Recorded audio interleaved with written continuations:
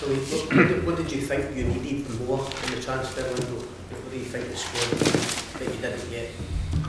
No, it's not what I didn't get. Don't put it like that. It's what everybody wanted, and at the end, there was not a deal made. The club was busy with a lot of good players, interesting profiles, but at the end, we couldn't get them over the line. So that was in our offensive part of the pitch. And I don't want to go more in detail, but I think you guys are smart enough on that. See, in terms of the Scottish Cup, you came very close last season. Just wonder, when you left Hampden that day after losing the late goal, how did you feel, or when you went on holiday? How long did that defeat stay with you, given the circumstances? Yeah, it's still there because you didn't win it yet. So how long did it stay? It was a game where we were really close. We scored the opening goal also. It was disallowed. Still can have discussions around that, but it's finished, and then you need to switch the button in your head and to look forward and to be ready for a pre-season and a new season and everything. We don't have the, how to say this? We don't have the capacity is not a good word.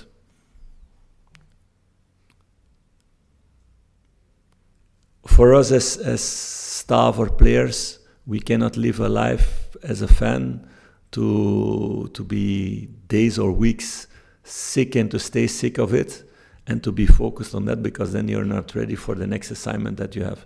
So of course it stays in the back of your head and in your body, but you need to always look forward and to go full for the next goal. That's what you need to do, and that was the case also in summer. I remember that day at Hampden after the game, you gathered the players around and spoke to them. What were you telling them to use that feeling as fuel for this season? Yeah, of course, but a lot of guys in this circle, they were a few weeks later not in the club anymore. So that's a difficult thing to use as fuel for a new group of players then. And that's what we need to get in this club for the future, to have more consistency in your squad, that you can build out of something and you can build further on. You cannot every time start to, I make the comparison with the house, to start from the foundations.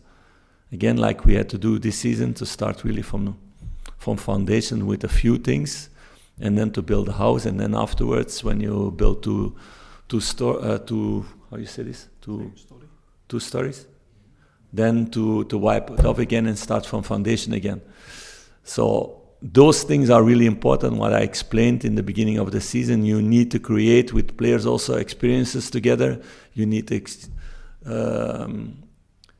get these connections together, the right timings together, the communication together, verbal, non-verbal, to understand each other, to understand everybody, for every individual player, what his job is, individually, collectively also, to move together. So you need a core and you need stability and consistency to build from season to season.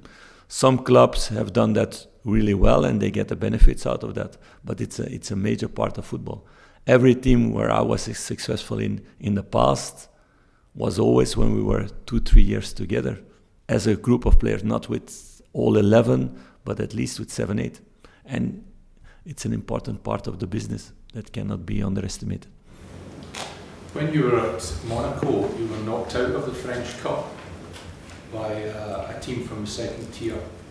What do you remember of that game? And also, is that an indication what can happen in a cup competition? Yeah, that I put too many young guys to give them the chance on that day, and that the senior guys didn't perform what they should have done to help the young guys on that day, and that the other team was 100% efficient. They had the day of their lives. So competition is always something dangerous. So you need to balance things really well. Is that a result like that? Is that a little warning? no, it's not only, okay, it happened one time like that. I had a lot of cup games in a different way in Monaco and with other teams.